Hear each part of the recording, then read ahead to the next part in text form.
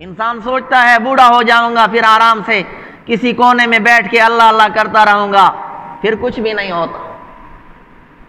اعصاب کمزور ہو جاتے ہیں، ہمت جواب دے جاتی ہے، پھر کچھ بھی نہیں ہوتا۔ پھر انسان پچھتاتا ہے جب پانی سر سے گزر چکا ہوتا۔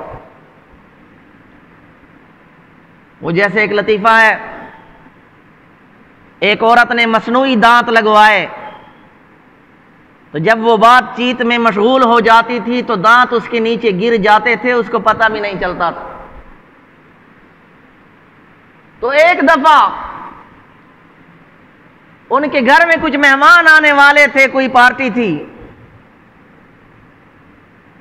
تو اس نے ایک نوکر کو دروازے کے قریب کھڑا کیا اور اسے تنبیہ کی کہ جب تم دیکھو نا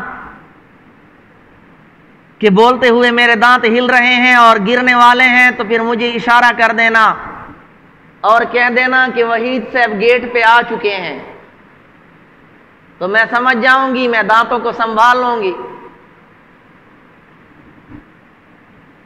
تو جب وہ مہمانوں کے ساتھ بات چیت میں مشغول ہو گئی تو خادم نے، نوکر نے کئی مرتبہ کچھ کہا، لیکن وہ بات چیت میں مشغول تھی، نوکر کی طرف، خادم کی طرف کوئی توجہ نہیں دی۔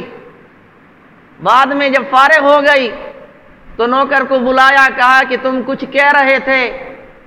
تو نوکر نے کہا ہاں میں یہ کہہ رہا تھا کہ وحید صاحب گیٹ پہ آ چکے ہیں، لیکن اب کوئی ضرورت نہیں، اب وہ چائے کی پیالی میں گر چکے ہیں۔ تو ہمیں تب ہوش آتا ہے جب وہ چائے کی پیالی میں گر چکے ہوتے ہیں، جب پانی سر سے گزر چکا ہوتا ہے تب ہمیں ہوش آتا ہے۔ آپ صلی اللہ علیہ وسلم نے فرمایا بادروا بالاعمال الصالحہ، نیک اعمال میں جلدی کرو،